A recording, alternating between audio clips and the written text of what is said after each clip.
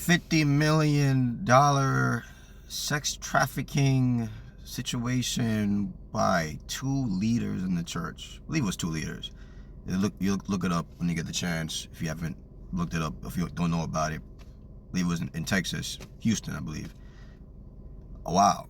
And there's people gonna have all sorts of things to say.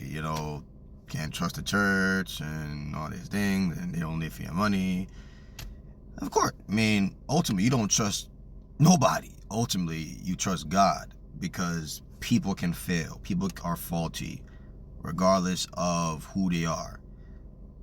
And yeah, I have met truly legitimate, powerful, to my knowledge, just as best as they can, living a great life, who are Christians. And you got people who are phonies, who are obviously phonies. Just because you have a label, a garb of being Christ-like, does not mean you are actually living the life, right? And a lot of these, and the Bible does say about desiring to be rich could be a snare to the soul. Like, yeah, are there wealthy Christians who, to our knowledge, decades, they've had no scandals and they seem to be clean, seem to be, yeah. But there's many people, once they get a taste of, whoa, all those hundreds of thousands of dollars coming in week or almost every day to the bank, man, they get like off track. They get sidetracked. They get distracted. They get tempted to do all sorts of things. Anybody. Money is just that, can be that intoxicating. And even people who profess to be, children, men of God, women of God, and pastors and all that. That taste of that money and the temptation, and they're brought with a deal, and they feel like, oh, I do this, I can get away with these things. I've been getting away with it, and let me just keep making this money while doing some shady things on the side. You're like, wow, but why can they do that? And how can they do that and say they're a man of God, woman of God? And a lot of these big time preachers, a lot of them they seem very sincere, seemingly. They're all about casting out demons and talking about raising people from the dead and healing people, miracles, and all these things. And maybe there's a part of them that I think that really wants the demonstration of God. They really want to see supernatural, that's above this world, higher power come and do something incredible. And while there's a place for that, I think many of us, we tend to, I think there's a balance. I think we also need to have, we want to see incredible things happen that people can't explain. Some say God, some say it's a coincidence, whatever, right? But I think there's a balance that we should have a power and also character. I think, because I've seen sermons where they're just so into miracles, signs and wonders, yet the upholdings of God's character, his principles, his laws, his standards is not really spoken about as much as we want to see amazing things and things happening, and miracle signs and wonders. Cause I think many of us, we have an intrinsic obsession with power. You've heard the phrase absolute power corrupts, and absolute power corrupts absolutely. Which is why we have a system, at least in America, I know of checks and balances in other countries too, but I'm more familiar with America's policies. I live in America. Checks and balances, although I know other nations have it too. Checks and balances, because we all need to be checked. Because we can all get to with a big fur britches. Right? No, I didn't curse. I said britches. Right? Even in marriage, there can be a power dynamic. A man and woman is always trying to one up the other and try to be the super dominant one, and you feel like you don't really have a say in the matter. You don't feel like you're really, someone's trying to always have control. There's no push towards stability and purity and togetherness. Now it's like one person is trying to dominate and control and have this power over the other person in the marriage. And in business too.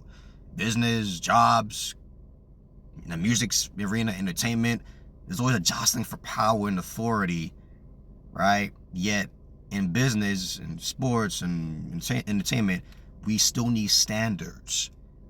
Like, people always trying to be the biggest name, and a lot of people, they are doing it at the expense of character, at the expense of, am I doing that at the expense of others though?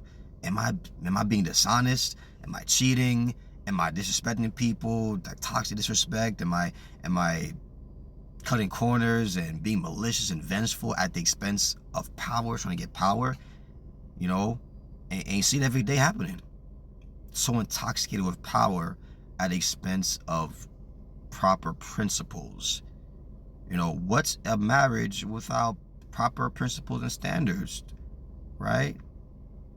A business without proper principles and standards. Now there's, you know, so that's one reason why there's people murder their spouse, murder their boyfriend and girlfriend, because there is, you know, there are different factors, yes, but someone is being too controlling, too nauseating, too just strangling the life out of that person, you know, the emotional life. And other person gets so upset and murders the person. They get pushed over the edge. In business, coworkers killing each other, push over the edge. And you know, in business life, in business spheres, push over the edge in general, because people always there's always someone trying to be that top dog and top person, and then undermine other people's boundaries and their own mind, their own peace. I want to live a life that, even if in place of leadership, I still respect others. I still want them to also have power in areas as well. You know, I still want them to also have a say in a matter on things. Not just me just trying to just be the top dominant person. But the Bible does say something very interesting. Proverbs 14, verse 34. Righteousness. What was it? Is it? Righteousness exalts a nation, but sin is a reproach to any people. Righteousness. This is, what is it? Money? Sex? Entertainment? All right? Righteousness exalts a nation. So a lot of people are all about the dollars and the power and the publicity and the respect and all these things, but all these have a place. But it needs something even more to guide it. Righteousness. What's the world without righteousness? There's chaos, dysfunction. People are rushing after money. You're pushing the righteousness to the side. Sex to the side.